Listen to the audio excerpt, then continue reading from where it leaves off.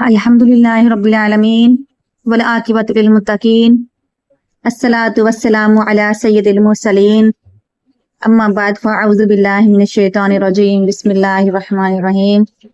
मौजूद सामईन अस्सलामु अलैकुम। आज मैंने आपको रोज़े महशर के हालात व वाक़यात बताने हैं। रोज़े महशर का मंजर आपको बताना है कि क्या होगा।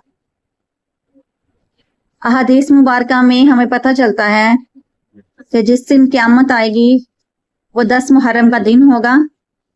डेट 10 मुहर्रम की होगी, जुमे का दिन होगा। शदीद गर्मी होगी, सूरज सवा नेज़े पर होगा, हर बंदा परेशान होगा। रोज़े महशर की सख्तियों से तकरीबन कोई भी नहीं बच सकेगा। अंबिया के लिए नूर के मिंबर बनाए जाएंगे। तमाम नबी इन नूर के मिंबरों पे बैठे होंगे। तमाम मिंबरों में से एक मिंबर जो बिल्कुल दरमियान में बनाया गया होगा, जो सबसे ऊंचा होगा, वो मिंबर रसूलुल्लाह सल्लल्लाहु अलैहि वसल्लम का होगा, जो कि खाली होगा।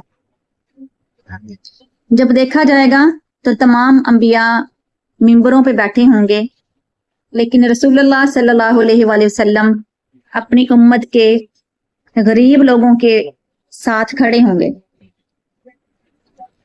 और अल्लाह ताला से सिफारिश करेंगे। नबी करीम सल्लल्लाहु अलैहि वसल्लम ने अपनी उम्मत की जब सिफारिश करनी है तो सबसे पहले गरीबों की सिफारिश करनी है और अल्लाह ताला से कहना है, या अल्लाह, ये ते दिए गए थोड़े रिस्क पर राजी थे, तेरा शुक्र अदा करके इन्होंने जिंदगी गुजारी है, जिंदगी मुश्किलों में गुजारी है। अब मैं इनकी सिफारिश करता हूँ कि आखिरत में इनके लिए आसानियां पैदा फरमा दे। तो रसूल करीम सल्लल्लाहु अलैहि वसल्लम की सिफारिश की वजह से आपकी उम्मत के गरीब लोग अमीरों से 70 साल पहले जन्नत में चले जाएंगे। नबी करीम सल्लल्लाहु अलैहि वसल्लम से एक दिन हजरत अनस बिन मालिक ने पूछा, या रसूलल्लाह, क़यामत के दिन जब सारी ये दुनिया महशर के मैदान में इकट्ठी होगी, तमाम नबी अपनी उम्मतों के साथ वहां मौजूद होंगे, सारी दुनिया वहां पे होगी, या रसूलल्लाह, इतने सारे लोगों में आपको कहां से ढूंढूंगा।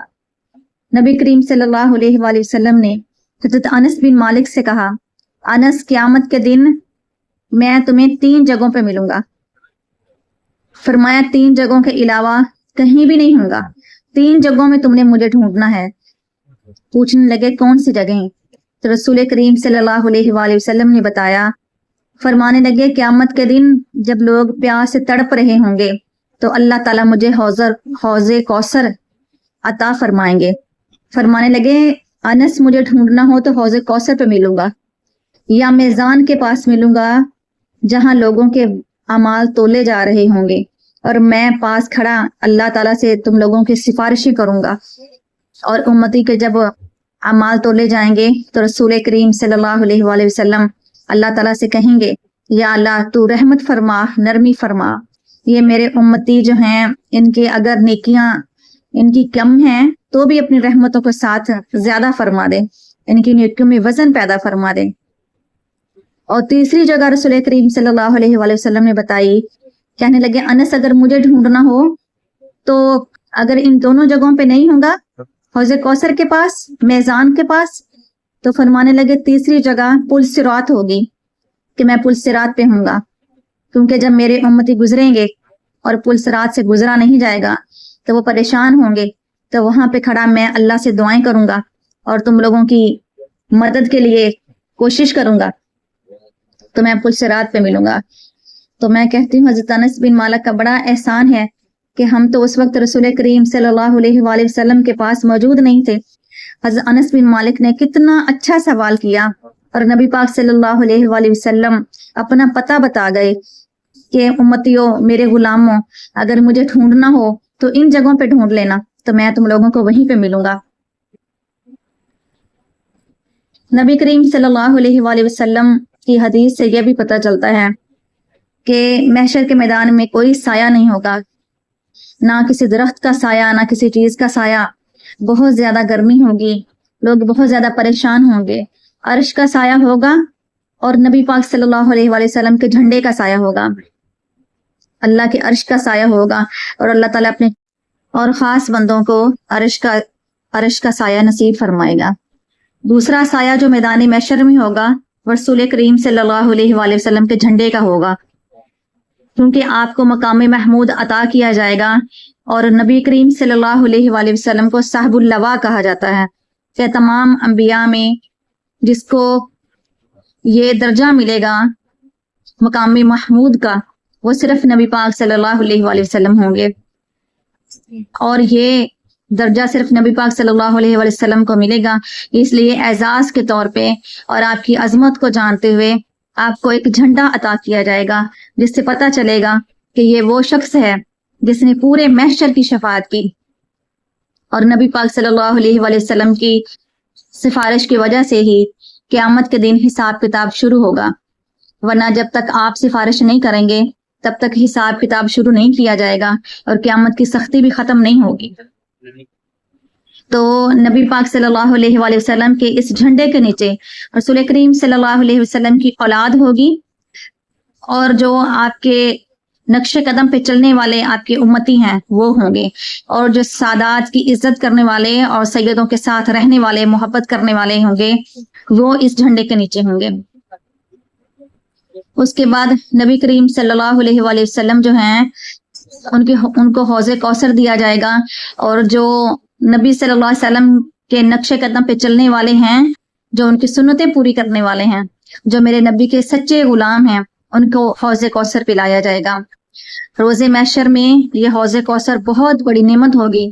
رسول کریم صلی اللہ علیہ وسلم نے ارشاد فرمایا، حوض کوثر کا پانی دودھ سے زیادہ سفید ہے، اور برف سے زیادہ ٹھنڈا ہے، اور شہد سے زیادہ میٹھا ہے۔ فرمایا جو ایک بار حوض کوثر پی لے گا تو قیامت کی اتنے سخت دن میں بھی اس کو دوبارہ پیاس نہیں لگے گی۔ اور کچھ لوگ ایسے ہوں گے، فرمایا وہ مجھے پہچانتے ہوں گے، میں ان کو پہچانتا ہوں گا، یعنی کہ میرے نبی کی امتی ہوں گے، لیکن عمل کرنے والے نہیں ہوں گے اور اللہ کے رسول اور اللہ کے حکم توڑنے والے ہوں گے۔ تو فرمایا کچھ لوگ ایسے ہوں گے جو مجھے جانتے ہوں گے، میں ان کو پہچانتا ہوں گا، وہ میرے حوض پہ پانی پینے کے لیے آئیں گے، لیکن جب حوض کوثر کے قریب آئیں گے تو ان کے درمیان اور حوض کوثر کے درمیان ایک پردہ آ جائے گا، اور وہ لوگ پانی نہیں پی سکیں گے، حوض کوثر کا پانی نہیں پی سکیں گے۔ اللہ تعالیٰ ہمیں معاف فرمائے، اللہ تعالیٰ ان میں ہمارا شمار کر دے جن کو حوض کوثر بھی نصیب ہونا ہے، اور نبی پاک صلی اللہ علیہ وسلم کی شفاعت کبریٰ بھی نصیب ہونی ہے۔ روز محشر کے دن کچھ لوگ بہت پریشان ہوں گے، لیکن کچھ ایسے بھی لوگ ہوں گے جن کو مشک کے ٹیلوں کے اوپر بٹھایا جائے گا، اور ان کے سامنے جنت کے کھانے رکھ دیے جائیں گے، اور ان کو کہا جائے گا کھانے کھاؤ، جنت کے کھانے کھاؤ، اور اپنے نبی کے ہاتھوں سے حوض کوثر پیو، اور آج تم لوگوں کے لیے خوشیاں ہی خوشیاں ہیں، اور انہی لوگوں کے لیے وعدہ کیا ہے اللہ تعالیٰ نے، لا خوف علیہم ولا ہم یحزنون، کہ نہ ان پہ کوئی غم ہوگا نہ یہ پریشان ہوں گے۔ تو یہ لوگ دنیا میں بھی پریشان نہیں ہیں، اور آخرت میں تو بالکل اللہ تعالیٰ ہر پریشانی ان سے دور فرما دے گا، اور یہ وعدہ ادھر اللہ تعالیٰ پورا فرمائے گا۔ وہ جو اتنا اندھیروں والا دن ہوگا اس میں کچھ لوگ ایسے بھی ہوں گے جن کے بارے میں اللہ تعالیٰ نے ارشاد فرمایا، نورہم یسعی بین ایدیہم وبایمانہم، ان کا نور ان کے سامنے بھی ہوگا اور ان کی دائیں سائڈ پہ بھی ہوگا۔ تو یہ نور ان کی نیکیوں کا ہوگا، ان کی نیکیوں کی وجہ سے اللہ قیامت کے دن ان کو روشنی عطا فرمائے گا۔ پھر اللہ پاک نے ارشاد فرمایا، وہ قیامت کا دن ایسے ہوگا تو یوم تبیض وجوہ وتسود وجوہ، کہ کچھ لوگوں کے چہرے روشن ہوں گے اور کچھ کے کالے ہوں گے۔ وَأَمَّا الَّذِينَ ابْيَضَّتْ وُجُوهُهُمْ فَفِي رَحْمَةِ اللَّهِ، فرمایا جن کے چہرے روشن ہوں گے تو وہ اللہ کی رحمتوں میں ہوں گے، وہ اللہ کی رحمتوں کے سائے میں ہوں گے۔ اور حدیث مبارکہ سے پتہ چلتا ہے کہ قیامت کے دن سفید چہرے کن کے ہوں گے؟ وہ جو وضو کرتے ہوں گے ان کے چہرے سفید ہوں گے، اور ان کے چہرے روشن ہوں گے جیسے 14ویں رات کا چاند ہوتا ہے، ان کے اعضائے وضو ایسے ہی چمک رہے ہوں گے، اور جو نبی ہیں وہ بھی دیکھ کے حیران ہوں گے اور کہیں گے یہ پتہ نہیں کون سے ولی ہیں، یہ کون سے نبی ہیں، ہم ان نبیوں کو نہیں جانتے جن کے چہرے اتنے روشن ہیں۔ پھر ان کو بتایا جائے گا کہ یہ کوئی نبی نہیں ہے بلکہ نبی کریم صلی اللہ علیہ وآلہ وسلم کے امتی، وہ امتی ہیں جو نماز پڑھتے تھے اور وضو کا اہتمام کرتے تھے۔ معزز سامعین، حدیث پاک سے پتہ چلتا ہے کہ وضو کا پانی ایسا پانی ہے کہ جب نیکیاں تولی جائیں گی تو آپ کے اس پلڑے میں جہاں نیکیاں رکھی جائیں گی وہاں وضو کا پانی بھی رکھا جائے گا اور وہ بھی تولا جائے گا. انشاءاللہ وضو کا ایک ایک قطرہ ہمارے کام آئے گا، اور کل جب نیکیاں کم ہوں گی تو وضو کا پانی شاید ہمارے کام آ جائے اور ہمارے نیکیوں کا پلڑا بھاری ہو جائے. اللہ تعالیٰ سے دعا ہے کہ قیامت کی ہولناکیوں سے ہمیں بچائے، اور روز محشر جن جن پہ اللہ تعالیٰ نے اپنی رحمتیں کرنی ہیں ان میں اللہ تعالیٰ ہمارا شمار کر دے. جن لوگوں کو اللہ تعالیٰ نے عرش کا سایہ دینا ہے اور نبی کریم صلی اللہ علیہ وآلہ وسلم کے جھنڈے کا سایہ دینا ہے، اللہ تعالیٰ ان میں ہمارا شمار کر دے. اللہ ہم سب کو عمل کی توفیق عطا فرمائے. وما علینا الا البلاغ المبین.